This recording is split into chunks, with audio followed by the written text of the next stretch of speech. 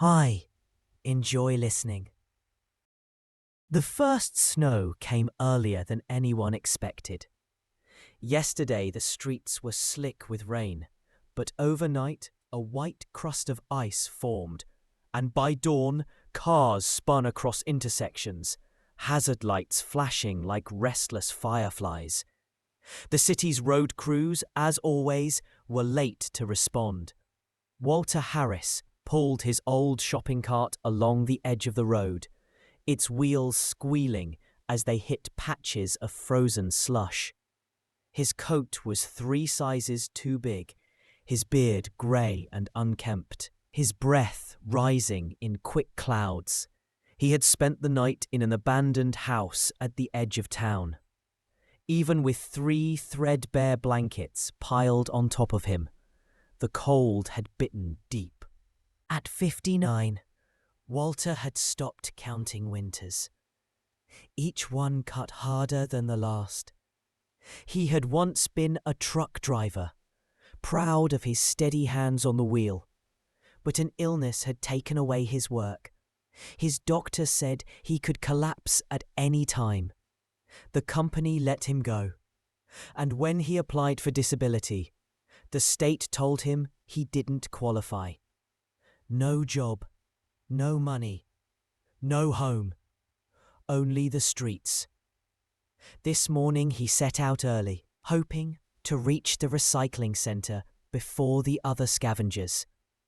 Movement keeps you alive, he muttered to himself, as if the words alone could warm him. His pockets held nothing but lint and snowflakes, but in his cart rattled empty bottles, cans, and a prize, a heavy coil of copper wire he'd found behind a repair shop dumpster. Enough, maybe, for a loaf of bread, a stick of bologna. The thought made his mouth water. He walked faster, eyeing the traffic jam across the bridge where 2 sedans had collided. His foot hit a patch of ice. The world tilted. He slid down the embankment, his arms flailing, his head striking a rock at the bottom. For a moment, he lay stunned, blinking at the pale morning sky. His cart, miraculously, had stayed at the top, but when he touched his forehead, his glove came away red.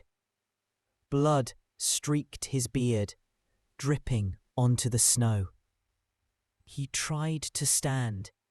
His knees wobbled, his vision blurred. Without help, he knew he might not last the day. Then he heard a voice behind him, soft, alarmed, young. "Oh my God, you're hurt! Please, come with me. I have a first aid kit at work." Walter turned. A woman in her late 20s stood a few yards away, her grocery store apron still on under her winter coat. She looked at him with real concern, not disgust, not fear. For years, people had treated him as if he were invisible, or worse, contagious. But here was someone offering help. Walter gave a small, pained smile. "Thank you, miss. I'd like to stick around this world a little longer." He followed her slowly, blood staining the snow behind them. The young woman's name was Sophie Miller. She guided Walter across the street and into a small jewelry store, flipping the lock on the door behind them. The warm air inside felt like stepping into another world. Glass cases glittered with rings, watches, and brooches, each piece reflecting the overhead lights. "Sit here," Sophie said, pulling out a wooden chair from behind the counter. Walter lowered himself carefully, wincing as his head throbbed. She fetched a metal box from the back room, popped it open, and pulled out gauze and antiseptic wipes. Her hands were quick but gentle. She cleaned the cut on his forehead, pressed a pad against it, and wrapped a bandage around his head with surprising skill. "There," she said, smiling faintly. "Not too bad. Scary looking, but just a scrape." Walter exhaled slowly. He hadn't felt cared for in years. "You're a good soul," he said. "Most folks wouldn't even stop." Sophie shrugged. Embarrassed. "My mum's a nurse. I learned a little from her. And I take care of someone at home, so I'm used to this." Walter nodded, studying her face. She looked tired, with dark circles under her eyes. Not the kind of tired from one bad night's sleep, but the kind that comes from months of carrying more than one person's burdens. As he sat there, his eyes drifted toward the glass case beside him. Inside, a brooch caught his attention. It was gold, delicate, with a rare blue stone in the center. Something about it punched straight through his chest. His hands trembled. "Where did you get that?" Walter's voice cracked. Sophie glanced at the brooch. "That one? A woman dropped it off last week. Said she wanted to sell it. She's engaged to the owner of the store. I didn't ask questions." Walter leaned forward, his breathing uneven. "That brooch belonged to my wife, my Linda. She wore it for 30 years. Where did she get it, you say?" Sophie's eyes widened. I don't know." Before Walter could press further, the door to the back opened. A tall woman in a fur coat stepped into the room, her lips tight with irritation. She looked down at Walter as if he were garbage sitting in her store. "What is this?" she snapped. "You let a filthy vagrant sit here? Look at the mess! Blood on the floor! This place needs to be disinfected! Sophie, you're finished! You're fired!" Walter froze. He knew that voice. Even after 3 years, he knew it. Rebecca, his daughter, the one who had betrayed him. She hadn't recognized him yet, but Walter recognized her instantly. Walter's whole body went cold. He gripped the edge of the chair, staring at the woman in the fur coat. The years had changed her. Her hair was styled, her nails polished, her jewelry sparkling. But her voice carried the same sharp edge it always had. "Rebecca," he whispered. Her eyes snapped to him. At first, she didn't react. But then her expression flickered, and she stiffened. "What did you say?" Walter's bandaged head tilted. "It's me. Walter, your father." Sophie looked from one to the other, confused. "Wait, you two know each other?" Rebecca's face flushed, then hardened. "You're mistaken. My father is dead." Walter's chest burned. "Don't you dare. Don't you stand there and say that to my face. 3 years ago, I left to work the roads so your mother could get treatment. I trusted you. I sent every cent I earned home." Sophie's mouth fell open. Rebecca crossed her arms. "You abandoned us. Mum died because of you." Walter's voice shook. "No. She died because you lied to me. You told me she needed surgery, begged me for a signed paper so you could sell the house. When I came back, strangers were living in it. You left me with nothing, not even a grave to visit." The room went silent except for the hum of the overhead lights. Sophie's eyes brimmed with disbelief. Rebecca's composure cracked. She glanced at the brooch in the display case, then back at Walter. "You don't know what you're talking about." Walter's voice turned low, almost a growl. Where's your mother buried, Rebecca? She opened her mouth, then closed it. No answer came. From the back of the store, another voice spoke. A man's voice, steady but uneasy. Becky, what's going on here? A tall man in a tailored suit stepped forward. Charles Donovan, the jewelry store owner and Rebecca's fiancé. His eyes moved from Sophie to Walter, then to Rebecca. I think we need an explanation. Rebecca swallowed hard. For the first time in years, Walter saw something in her face he had never seen before. Fear. 3 years earlier, the Harris household was small but close-knit. Walter Harris worked long shifts at the trucking depot. His wife, Linda, had already retired from her clerical job, her health beginning to falter. Their adopted daughter, Rebecca, lived with them still, though by then she was in her early 20s. Walter remembered the night everything shifted. Linda had come home pale, holding a folder of test results. The doctor had said the illness was serious. But treatment was possible, if they had the money. Tens of thousands of dollars, far more than Walter's modest paycheck could cover. I'll pick up long-haul routes, Walter told Linda that night at the kitchen table. They pay better. I'll be gone a lot, but I'll send every dollar home. We'll get you the treatment. Linda had tried to object, tears in her eyes, but Rebecca had been quick to agree. That's the only way, Dad. You've got to do it. Don't worry about us. We'll manage. For a while, Walter believed things were working. He spent weeks on the road, his rig rattling across state lines, his eyes heavy from sleepless nights, his back aching. But every paycheck he wired home gave him hope. He pictured Linda improving, Rebecca stepping up to help. Then the calls began. Dad, Mum's worse. We need more money.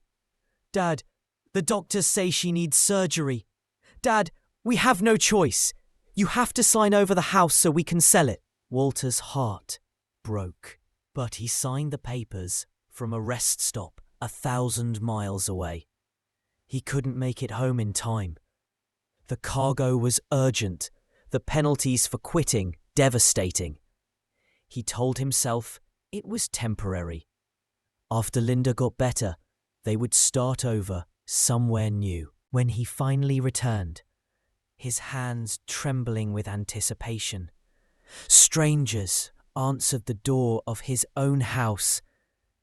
They told him they had bought it from a young woman. They handed him a letter with Rebecca's handwriting. Mum is gone. She died because you weren't here. I sold the house. Don't try to find me. You deserve nothing. No funeral, no grave, no goodbye. Walter's body gave out soon after. The stress triggered fainting spells. He lost his job, lost his truck, lost his savings. And then, with no roof over his head, he lost his place in the world. Now, standing in the jewelry store, the past rushed back like a storm. And in the glass case beside him, gleaming under bright lights, sat Linda's brooch, the one she had worn every Sunday, the one she promised would one day go to Rebecca as a keepsake. But Rebecca hadn't kept it. She had pawned it. Walter's fists clenched. Charles Donovan watched the silence stretch, his jaw tight. Rebecca, he said slowly, I think you need to tell me the truth. Right now. Rebecca's eyes darted between the men, her mouth dry. For the first time, her lies had no place to hide. Rebecca's polished facade cracked as Charles stared at her, waiting. Her hand twitched toward the glass counter, as if the jewelry inside could shield her. "Charles," she began, her voice high and shaky. "He's not who he says he is. He's some drunk off the street trying to scam us. You can't listen to him." Walter stepped forward, his bandaged head gleaming under the lights. "Look me in the eyes, Charles. Does this look like a scam? That brooch in your store belonged to my wife. She wore it until the day Rebecca put her in a home and told me she was dead." Charles blinked. "A home?" Sophie glanced at Rebecca in shock. "Is that true?" Rebecca's words tumbled out fast. "No, of course not. He's delusional. My parents died years ago. Car accident. I told you that." Charles's brow furrowed. "Yes, that's what you said." He turned slowly toward Walter. "So what's your proof?" Walter's voice cracked with grief. "Linda Harris, my wife. We were married 30 years. Everyone in our town knew us. Ask anyone. And Rebecca? She's not my blood. We adopted her when she was 7. We gave her everything. More than we had. And she..." He stopped, his throat tight. "She took it all." The silence that followed was suffocating. Sophie swallowed hard, her eyes darting to Charles. Charles turned to Rebecca, his face pale. "Becky, is any of this true?" Rebecca's chest heaved. She could feel the walls closing in. If she admitted it, everything, her engagement, her future wealth, her carefully built lie, would collapse. She tried one last time. "Charles, you know me. I love you. He's nothing. Don't let him poison us." Walter's voice was low but steady. "Then tell me, Rebecca, where is your mother buried? Give me the place, and I'll walk out of here right now." Rebecca froze. Her lips parted, but no words came. Charles's face fell. He understood. Sophie took a step closer to Walter. "She doesn't know, does she? Because Mrs. Harris isn't dead." The room spun with tension. Rebecca's hands clenched at her sides. She realized the truth was slipping out of her control. And for the first time in her life, she had no idea how to stop it. Charles Donovan stood behind the counter, his hands pressed flat against the glass. He felt his stomach twist. He had believed every word Rebecca told him. The tragic car accident, the lonely childhood, the strength it must have taken to survive. It had been part of why he loved her.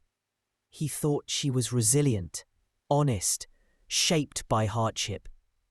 But now, in the store filled with quiet ticking from the wall clock, he saw her differently.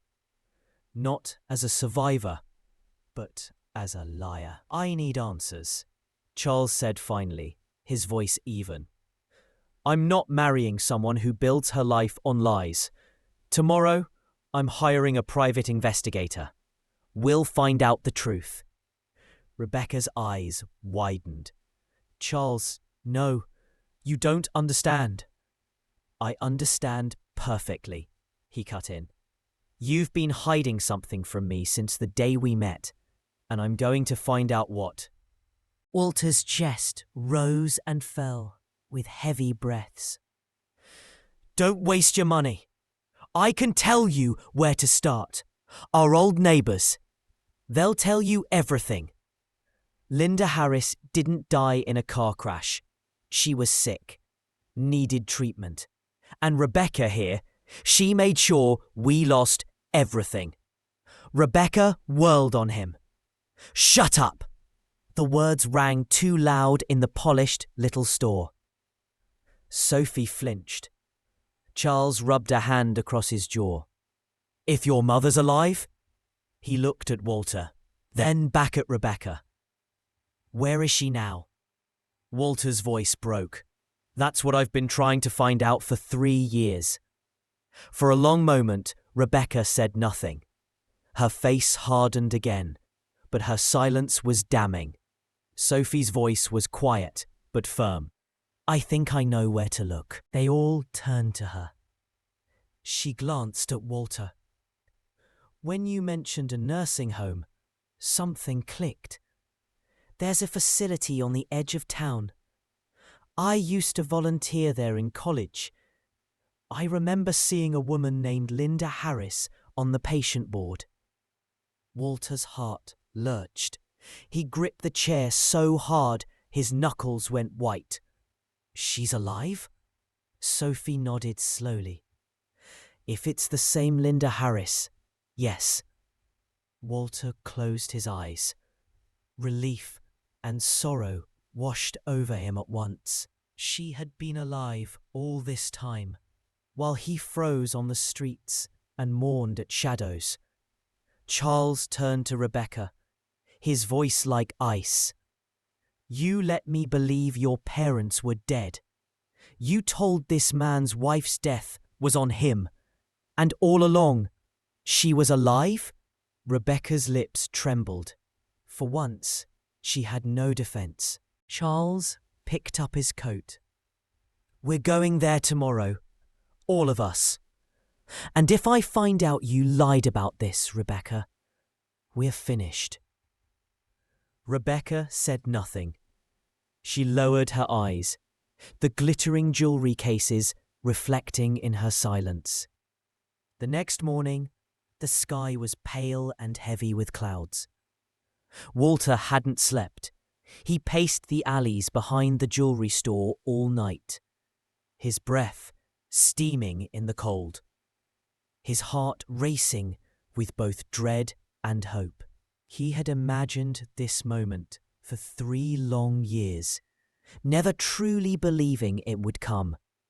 Sophie arrived first, bundled in her coat, holding a thermos of coffee she pressed into his hands. "Drink. You'll need the strength."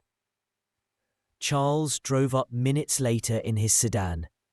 Rebecca sat stiffly in the passenger seat, her face pale, her hair pulled into a tight bun. She didn't meet Walter's eyes as he climbed into the back. The drive to the nursing home was quiet, broken only by the hum of the tires on icy pavement. Walter pressed his forehead to the glass, his bandage itching, his thoughts tangled. What if Linda hated him for believing Rebecca's lies? What if she was too far gone to recognize him? When they pulled into the parking lot, his hands shook so badly, Sophie had to steady his arm. Together, they walked through the automatic doors into the warm, disinfected air of the facility. A nurse at the desk greeted them, then paused when Walter asked for Linda Harris. "Yes," she said softly. "Room 214. Walter's knees nearly buckled.